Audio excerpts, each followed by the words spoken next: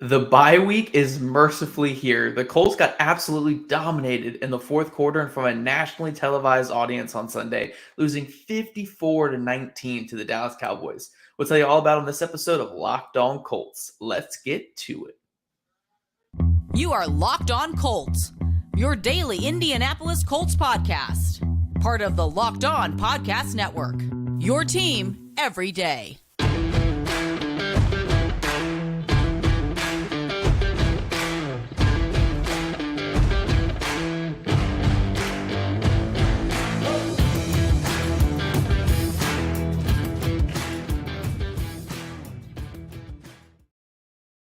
Thank you all for tuning in and making us your first listen of the day. This is your daily podcast covering the Indianapolis Colts, part of the Locked On Podcast Network, your team every day.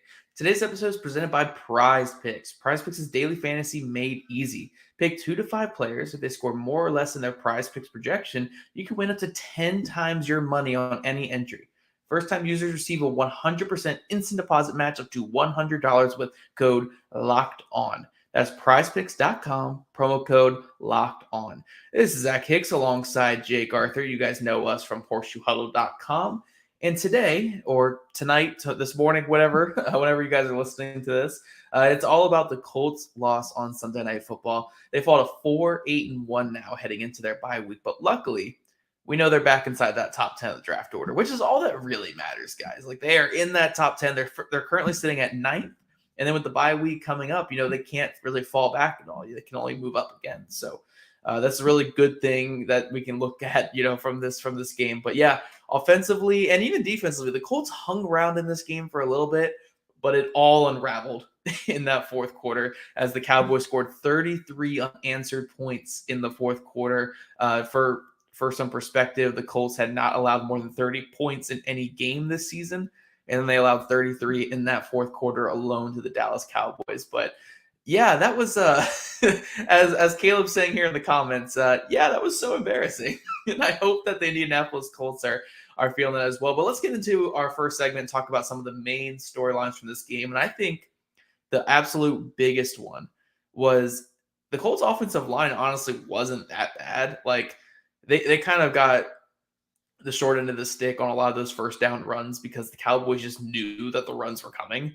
So the offensive line just really couldn't do anything to block those because those runs were coming. But I thought they looked fine in the run game for the most part. I think in pass protection, outside of a couple of blitz pickups, I thought the offensive line was fine. The biggest issue is Matt Ryan.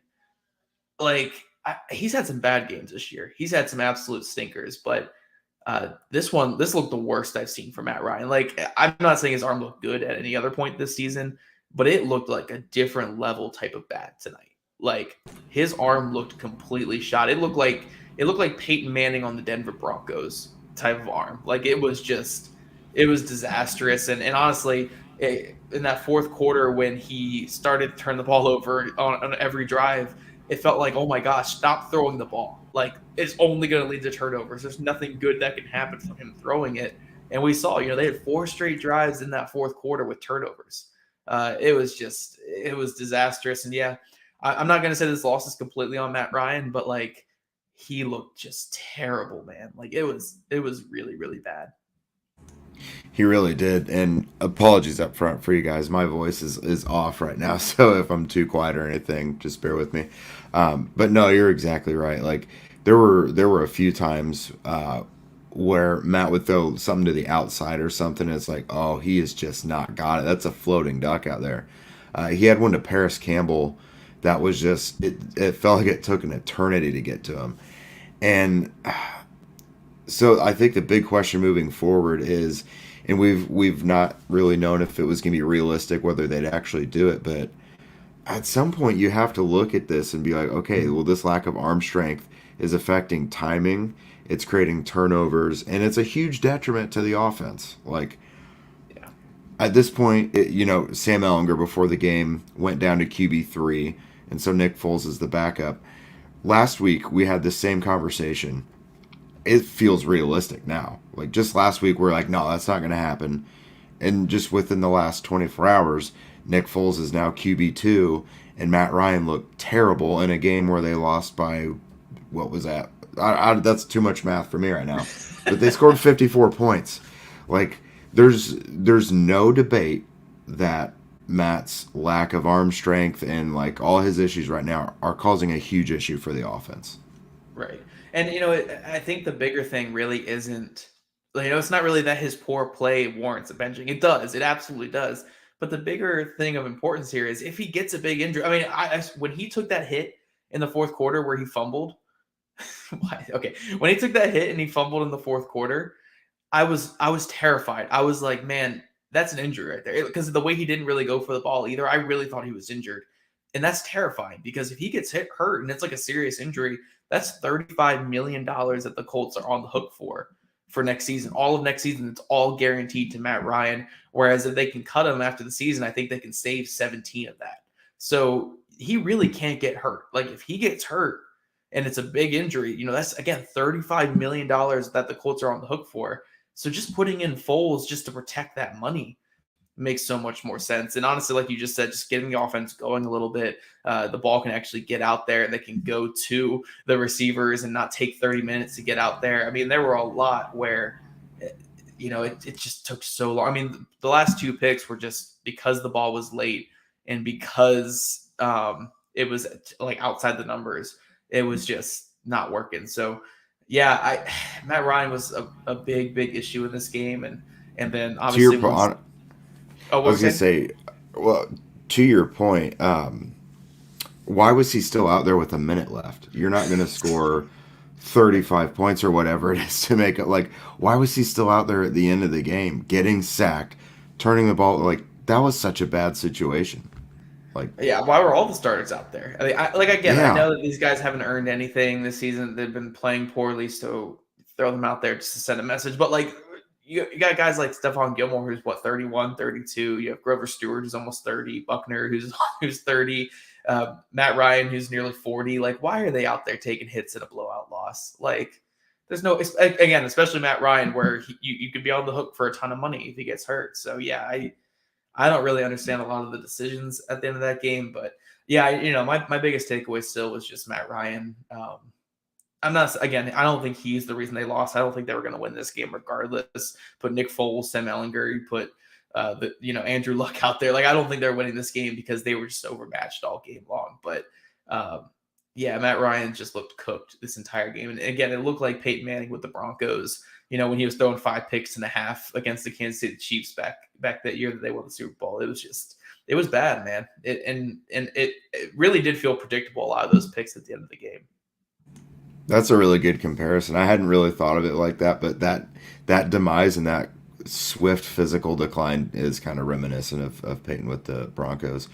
Something positive I can take away from this one, though.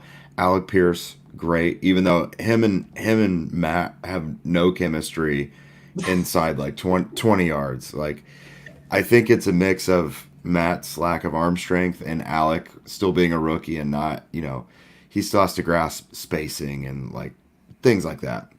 I think those things mesh together to make sure those guys don't connect on anything short. But yeah, downfield, like, I don't know, even with Matt's lack of arm strength, I think I would still take shots downfield because Pierce and Pittman can win those 50-50 balls. If you're not going to throw it far enough for your receiver to their separation to matter, you have guys that can win those contested catches, so they should still be doing it. Yeah. I mean, again, I think some of it comes down to the offensive line play. Some of it comes down to Matt Ryan being very skittish back there. He's kind of trying to get that ball out really quick.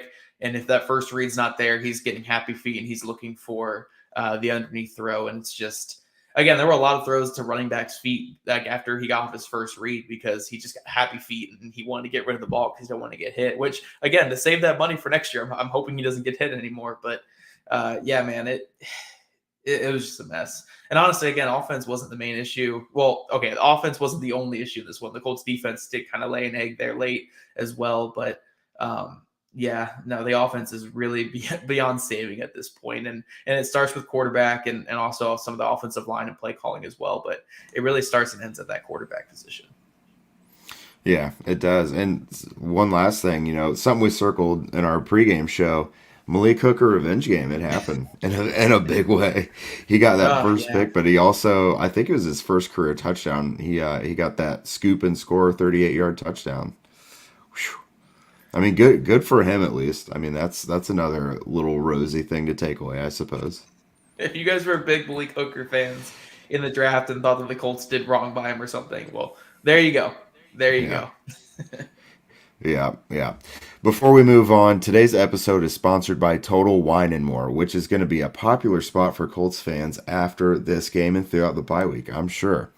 If you're like me, then holiday time means family time, which means booze time. In this holiday season, you can find what you love at Total Wine and More. With so many great bottles to choose from, it's easy to find a new favorite single barrel bourbon or the perfect gift for everyone on your list with some help from a friendly guide. And all with the confidence of knowing you found something special for the lowest price. You'll love what you find only at Total Wine and More.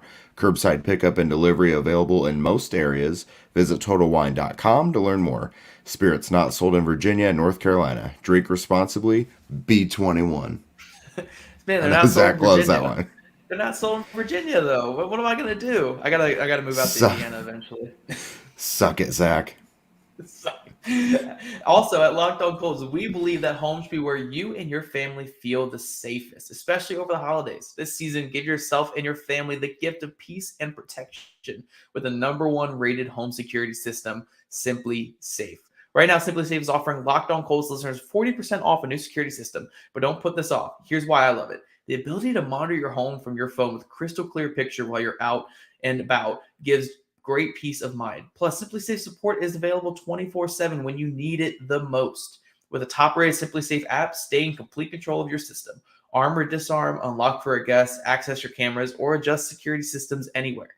Anytime, anywhere. Don't miss your chance to save big on your favorite security system. Get 40% off any new system at simplisafe.com/lockedonnfl today. That's simplisafe.com/lockedonnfl. There's no safe like SimpliSafe. All right, Jake. So getting to the offense here, one thing that we need to touch on in our main storylines is this play calling it's not good. It's not good at all. And I'm not, again, Parks Frazier was put into an impossible situation. A guy who was an assistant quarterback coach who almost certainly was not ready to take on a play calling role. And every single series, every single drive is so predictable. And again, you have a quarterback who can't make all the throws. You have an offensive line that's struggling. You have playmakers who are good but not great. So I get it. His hands are a bit tied. But, man, I mean, every single first down is a run call. I mean, and there were people that were complaining about that with Frank Reich.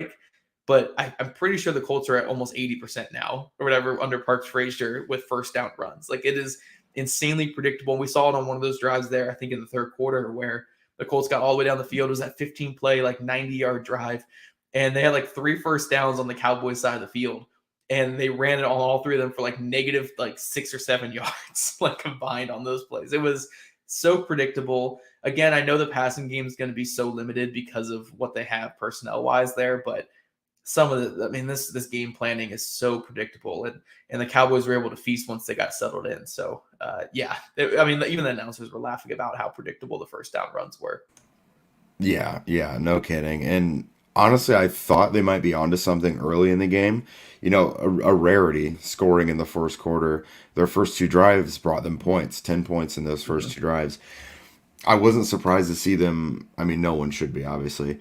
Try to establish Jonathan Taylor early.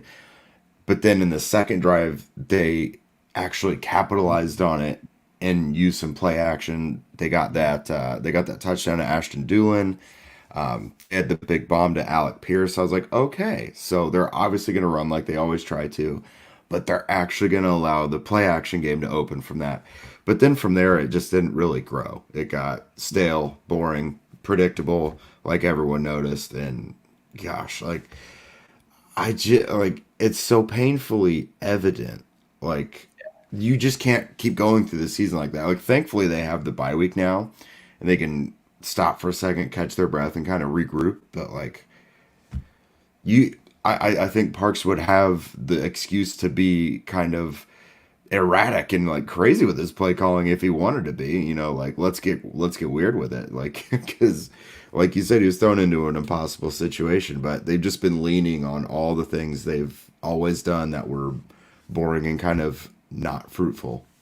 Yeah. Yeah. I mean, again, it's really tough with Parks Fraser just being thrown out there in this position. So I don't really blame him. It's just, it is what it is. But getting to another thing that we both were kind of shaking our head a little bit at, why were they rotating offensive linemen? Why is Matt Pryor still seeing the field? I mean, he is inevitable, man. He will always see the field no matter what situation, no matter what like is happening. He will always get on the field somehow. And I honestly didn't think he was like this, traffic cone tonight or anything like that. But like still, like why is he going out there? Like we don't need him out there. That's kind of like the exact point I was going to make. Like I thought he was whatever tonight. He didn't cause any big issues. But why was it a thing? Like you've talked to a million coaches and players in your career as well. Over the last 10 years of me doing this, anytime I talk to someone about the offensive line, at some point continuity is always mentioned. So why are you rotating healthy linemen? Dennis Kelly has been doing this for like 10 years. Right tackle is his best spot. Did I say Ryan? I meant Dennis, regardless. He's perfectly fine. Just leave him there. There's no reason to bring in another guy. You're already down your right tackle. Why are you mixing it up? Like it makes no sense. I I understood what they were going for when they were doing it with Bernard Ryman earlier in the year, because that's their hopeful future left tackle. They're trying to give him some snaps somewhere, but this made no sense. Like, and it was so erratic too. Like I know they had a plan for it, but like you'd get Kelly for several drives, and then here comes Matt Pryor randomly for a drive. Like I just don't get it. And Jeff Saturday's a former offensive lineman. Yeah, I mean, at least Will Fries and Bernard Ryman have just kind of been starters and not rotating since Jeff Saturday came in. So I think that was a good decision. But yeah, I really don't understand the whole right tackle thing that they were doing in this game. It made no sense to me. And honestly, I don't really think it hurt them that much. I don't think either guy was, markedly better than the other one, or either guy was like a major detriment. But like, I still have no clue why that happened. But let's close off this offensive segment and talk about something positive. These pass catchers, I think there's some potential there, man. I really think that these pass catchers have some potential. Alec Pierce had a huge game. Michael Pittman Jr. had a couple nice catches. Paris Campbell had a couple nice catches. Ashton Doolin burned one of the better corners in all of football for a touchdown. I mean, Ashton Doolin, you just can't ignore how great he is. No, but honestly, that was a great play by him to get that touchdown catch. And then Jelani Woods had that one catch at the end of the game where I think he's such a big, promising piece for the future. And then Kylie Granson made a couple nice catches as well. Like, I'm not saying that these pass catchers are like top tier in the league. Like, oh my gosh, the Colts have a top 10 skill positions or anything like that. But I think with better quarterback play and better offensive line play, these pass catchers are very doable. Like, it's very doable to score points with these pass catchers. It's a good group, not a great group, obviously, but it's a good group that can be productive with the right, person throwing the ball. It's just, we don't have that right now. Yeah, I think a lot of these guys have proven to this point that they can do it against anybody. And like you said, if they're in a better situation, they'll be even more productive players. But I have to harp on something that irritated me again before we can move on. But it does have to do with Jake. Come on. Well, you could be good cop on this one. So Jelani Woods was out there. He very clearly was not really being used throughout much of the game. So I was like, okay, he's been on the injury report all week. He's probably an emergency only guy. But then he comes out and makes a 27-yard catch in the fourth quarter. And I'm like, if you were going to use him, why are you just now starting? The guy is just coming off basically a 100-yard game the week before. What is going on? Like, I just want some consistency. Like, you've got some guys out there because of their physical gifts. They don't have to be game plan specific. You can use them any week you want. Just like, they're gifted players. That's why they're out there. Like, just use your talented players. It drives me nuts. It feels like overthinking to me.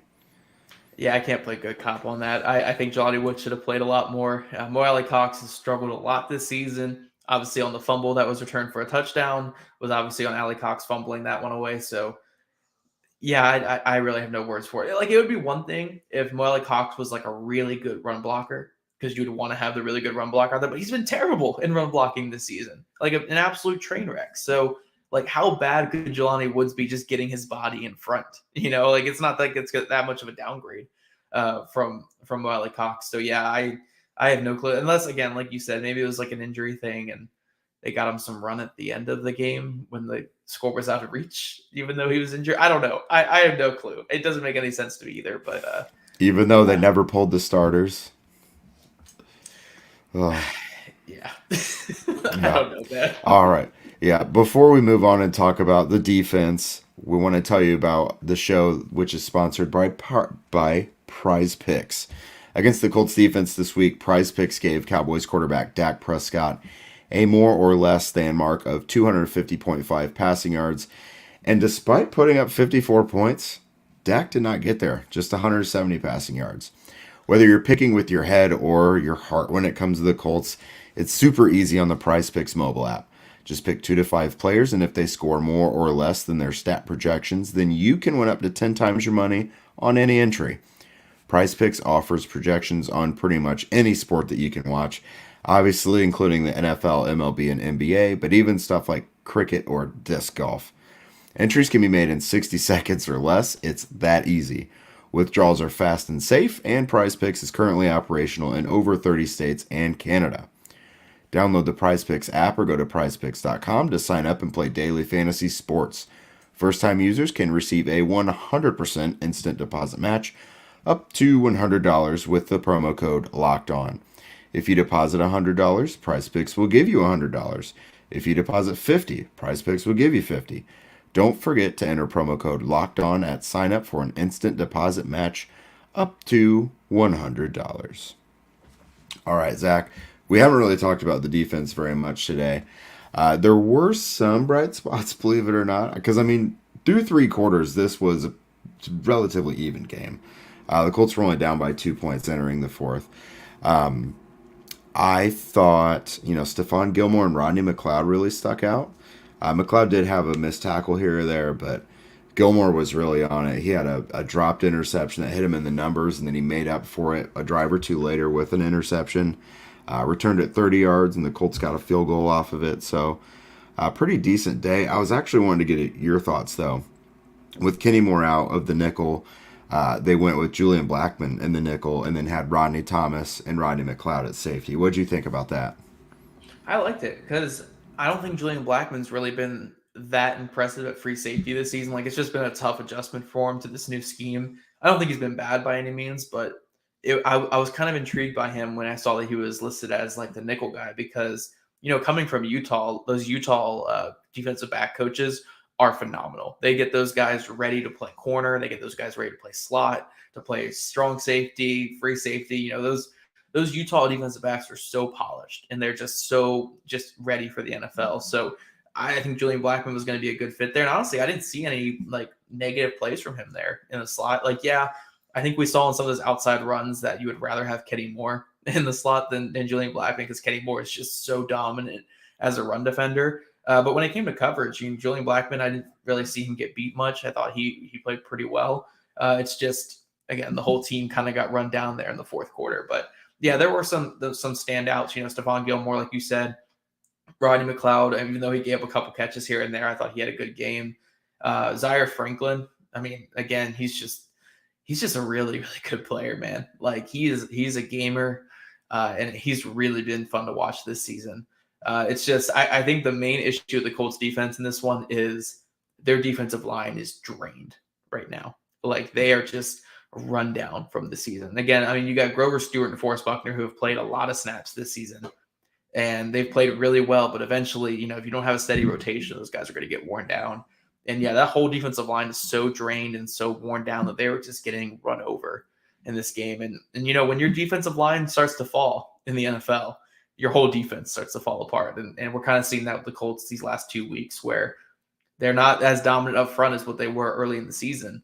And even though they're still having some good plays here and there, and they held the Cowboys to 21 points through 3 quarters, it just wasn't enough. And they eventually lost their legs there in the fourth quarter. Yeah, 220 yards and 4 touchdowns on the ground for the Cowboys. And Yep. that's not even the only time they've given up over 200 yards recently on the ground. So, not great. That is very evident of a defensive front that is gassed. You mentioned Zaire Franklin. Is there a guy who makes you like kind of wince and grimace and prepare for the flag more than he does? Like he is, I mean, he's been awesome, but that dude is shot out of a cannon at all times. Like Yeah. he's eye catching. Well, there was that study done, I think, on concussions that basically said, like, NFL players are basically going through a bunch of car crashes throughout the course of a game. And there are some, there's some hits every game where you're like, okay, I guess I can see it there. Every time Zaire Franklin hits someone, that's the car crash that they're talking about. Like, he is shot out of a cannon on every single play. He has such great just acceleration and explosion. And he's just a built dude who's strong too. And he fires through those tackles. Like, and he tackles through you. He's trying to tackle the thing right behind you, and you're just in the way, basically, is how he plays football. So yeah, he's really grown a lot this season, especially in coverage. I mean, that end zone pass breakup he had on Dalton Schultz was just a phenomenal play. Yeah, Zaire Franklin's one of the biggest standouts this whole season. And once we move past this game and we can go to talk about whole season stuff, we can really rave on his game a little bit more. But yeah, I think he was phenomenal. But if we're just focusing again on this game, it begins and ends with that defensive line. And again, some of the linebacker plays and fits were not as great either. But yeah, the Colts defense, we kind of said it a couple of weeks ago that eventually they're going to get worn down. Eventually, this defense is not going to be able to carry this offense all season. And again, we're seeing it these last 2 weeks where this really good defense, this defense all year that we've been praising, has just lost its legs. Like, I really think it's kind of the end of this dominant defense. Now, they might get it back after the bye week, because they get their little bit of rest there. But yeah, this was just brutal. That fourth quarter, these were chunk runs on every single rushing call that the Cowboys were getting. And again, that's just evident of a defense that just lost their legs. Yeah, and aside from the run defense, they barely had any pass rush either. They had the one Right. sack from Quiddy Pay, but otherwise just the one sack, one quarterback hit. Yep. And against a quarterback like Dak Prescott, you just can't give him that much time. Luckily for them, he was a little erratic at times. Um, so it honestly could have been worse earlier on in the game. But yeah, they're just not going to be able to survive not getting the quarterback, getting run over 200 yards a game. Like that's obviously it's probably not going to be their last ugly performance if they don't get it corrected. Yeah. Again, luckily they had the bye week. Maybe they can kind of reestablish some things and get their legs back under them. And like you said, with Parks Frazier, he might be able to, kind of get his bearings a little bit more with the play calling. But, they're going to have 4 games left? 4 games. Yeah, 4 games left, right? I think it's 4 games left. Yeah, and also not their last primetime game either. Yeah. But they got Vikings, Chargers, Giants and Texans, and Texans. Giants. Yep. Yeah. Yeah. So it's not that many more games left. Only one of those teams is bad. Yeah, that's true. But yeah, it's not many more games left, so maybe they can kind of come out with some new energy in these last 4. But contrary to what Jim Irsay said a couple weeks ago, the trajectory has changed. Well, I guess to kind of compliment Jim, yeah, the trajectory has changed. It went way more downhill since the firing of Frank Reich. We had that great week right afterwards, and then it's just been downhill since. And this was just through the floorboards, like just embarrassing in prime time. Again, I'm not saying Frank Reich was great and he didn't deserve to get fired, but it's clear that this team's issues go much further than the head coach. And, Jeff Saturday coming in, it's been a struggle for him. And this was just kind of the epitome of all that. Yeah, it's hard not to imagine a reset after this, just a total reset. Like, because everything is so wrong. Like, you can't just say, let's start with the head coach, because you've kind of done that. It has to be everything. It's a philosophical wash that you have to do now. Like, yeah. Aside, you have to flush this season just like we're going to need to flush this game. Definitely. Yeah. Well, at least we got the bye week coming up, guys. We get to do some fun content this week and have a blast. So I think that's all we have for this one, though. Jake, do you have any final words on this game? No, but I think that's about it. I'm ready to bring some fresh stuff and not having to talk about the same doom and gloom coming up with the tough matchup. So we'll have some good guests coming up for you guys to check out on the channel over the next week. Come with some nice fresh stuff for you for the bye week. Keep it entertaining. Yeah, for sure. Make sure you guys are following us on social media at Locked On Colts, at Jake Arthur NFL, and at Zach Hicks2 on Twitter. Also, subscribe to the Locked On Colts on YouTube and wherever you listen to your podcast. We love your ratings and your reviews. Just be nice with them, guys. That's all we ask. My very fragile ego needs all the super nice stuff there. But thank you guys for making us your first listen of the day. Like literally, like it's just past midnight. For your next listen, check out Locked On Sports Today podcast, the biggest stories of the day, plus instant reactions, big game recaps, and the take of the day. Available on the Odyssey app, YouTube, or wherever you get your podcast. We'll see you guys later this week.